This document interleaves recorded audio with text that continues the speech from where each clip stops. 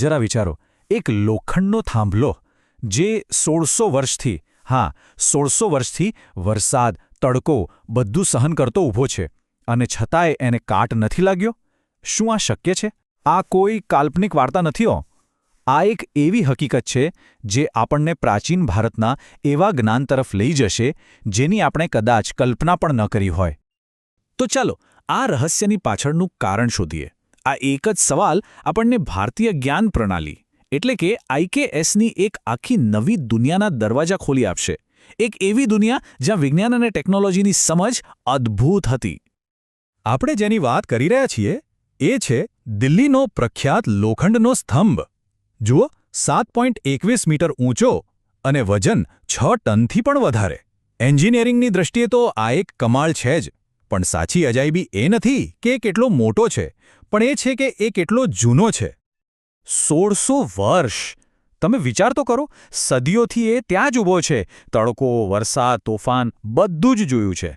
અને તેમ છતાં આજે પણ એ લગભગ કાટ વગરનો છે. આ કઈ રીતે શક્ય બન્યું? વેલ, આજ તો પ્રાચીન ભારતના ધાતુશાસ્ત્રીઓની અદ્ભુત કુશળતાનો જીવતો જાગતો પુરાવો છે. તો આ સ્તંભ ખાલી એક અજાયબી નથી, એ તો એક બહુ મોટી અને ઊંડી જ્ઞાન પ્રણાલીનું ફક્ત એક નાનકડું ઉદાહરણ છે. અને આ જ્ઞાન પ્રણાલીને આપણે કહીએ છીએ ભારતીય જ્ઞાન પ્રણાલી, અથવા ટૂંકમાં IKS. હવે જ્યારે આપણે IKSની વાત કરીએ ત્યારે એ સમજવું જરૂરી છે કે આ ફક્ત ધર્મ કે ફિલોસોફીની વાત નથી. ના, આ તો વિજ્ઞાન, ગણિત, ખગોળશાસ્ત્ર, દવાઓ, એન્જિનિયરિંગ એમ અનેક ક્ષેત્રોમાં ફેલાયેલું જ્ઞાન છે. એક એવી સિસ્ટમ જેણે હજારો વર્ષો સુધી સમાજને માર્ગ બતાવ્યો. ચાલો IKSની કેટલીક સિદ્ધિઓ જોઈએ અને શરૂઆત કરીએ ગણિત અને ખગોળશાસ્ત્રથી. પ્રાચીન ભારતના ઋષિમુનિઓ અને વિદ્વાનોએ બ્રહ્માંડને સમજવા માટે જે પદ્ધતિઓ વિકસાવી હતી ને, એ ખરેખર અકલ્પનીય છે.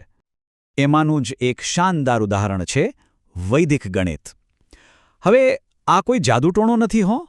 આ તો ફક્ત 16 સરળ સૂત્રો પર આધારિત મગજથી ગણતરી કરવાની એકદમ લોજિકલ રીત છે.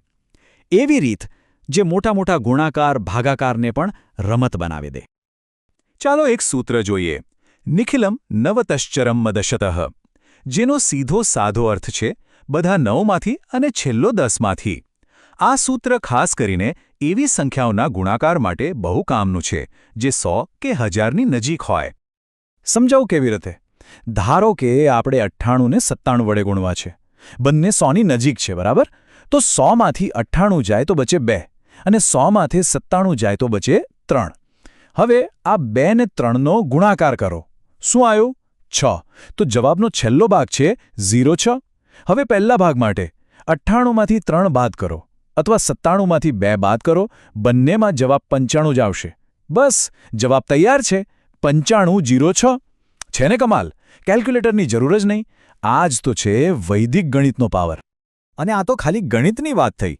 ખગોળશાસ્ત્રમાં પણ પ્રાચીન ભારત ક્યાંય પાછળ નહોતું. પશ્ચિમના દેશોને ખબર પડે એની સદીઓ પહેલાં આર્યભટ્ટે કહી દીધું હતું કે પૃથ્વી પોતાની ધરી પર ફરે છે. સૂર્ય સિદ્ધાંત જેવા ગ્રંથોમાં તો ગ્રહોની ગતિ અને ગ્રહણની એકદમ સચોટ ગણતરીઓ આપેલી છે. આ બધું બતાવે છે કે બ્રહ્માંડ વિશે એમની સમજ કેટલી ઊંડી હતી. સારું, ગણિત અને ખગોળશાસ્ત્રો તો ઠીક, પણ આ જ્ઞાનનો રોજબરોજના જીવનમાં શું ઉપયોગ થયો? ચાલો હવે એ જોઈએ.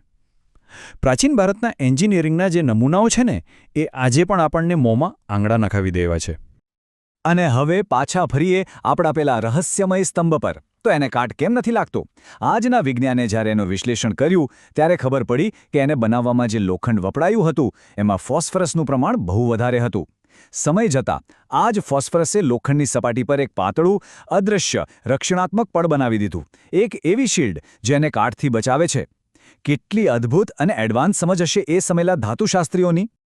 ધાતુકામનો બીજો એક દાખલો એટલે વુડ સ્ટીલ. આ એક ખાસ પ્રકારનું ભારતીય સ્ટીલ હતું જેની આખી દુનિયામાં ડિમાન્ડ હતી. એમાંથી બનેલી તલવારો એટલી મજબૂત અને ધારદાર હતી કે એની વાતો થતી. આ એ વાતનો પુરાવો છે કે પ્રાચીન કારીગરો અલગ અલગ ધાતુઓને મિક્સ કરીને નવી, વધુ સારી મિશ્ર ધાતુઓ એટલે કે એલોય બનાવવાની કળા જાણતા હતા, જે આજના મોડર્ન મેટલર્જીનો પાયો છે. પણ એમની એન્જિનિયરિંગ સ્કિલ ખાલી ધાતુઓ સુધી સીમિત નહોતી. આપણે હડપ્પન સંસ્કૃતિના શહેરોને જોઈએ, લોથલ, મોહેન્જો-દડો. ત્યાંનું ટાઉન પ્લાનિંગ, ગટર વ્યવસ્થા, પાણીના સંગ્રહની સિસ્ટમ, એ બધું એટલું એડવાન્સ થતું કે આજના સિટી પ્લાનર્સ પણ એમાંથી શીખે છે. અને આપણા ભવ્ય મંદિરો, એ તો એ સમયના આર્કિટેક્ચર અને એન્જિનિયરિંગનો ઉત્કૃષ્ટ નમૂનો છે જ. ઓકે, આ બધી વાતો તો થઈ ભૂતકાળના ગૌરવની, પણ સવાલ એ છે કે આજના સમયમાં એનું શું? વેલ, આજે આઈકેએસને ફરીથી મુખ્યધારામાં લાવવાના પ્રયત્નો થઈ રહ્યા છે. પણ આ રસ્તો એટલો સહેલો નથી, એમાં ઘણા પડકારો પણ છે. આપણી શૈક્ષણિક સંસ્થાઓ હવે આઈકેએસને અભ્યાસક્રમનો ભાગ બનાવી રહી છે. આની પાછળનો વિચાર એ છે કે નવી પેઢી પોતાના વારસાને જાણે, એના પર ગર્વ કરે, અને સૌથી અગત્યનું એ શીખે કે આ પ્રાચીન જ્ઞાનનો ઉપયોગ આજની સમસ્યાઓ ઉકેલવા માટે કેવી રીતે કરી શકાય. પણ જેમ મેં કહ્યું, આ કામમાં મુશ્કેલીઓ પણ છે. જેમ કે હજારો વર્ષ જૂના ગ્રંથોનો સાચો અર્થ શું કાઢવો, એ જ્ઞાનને આજના વિજ્ઞાન સાથે કેવી રીતે જોડવું, અને પશ્ચિમી શિક્ષણ પદ્ધતિમાં આપણી પરંપરાગત પદ્ધતિઓને સ્થાન અપાવવું, આ બધું જ અઘરું છે. અને સૌથી મોટો પડકાર તો છે આપણી પ્રાચીન હસ્તપ્રતોને બચાવવાનો.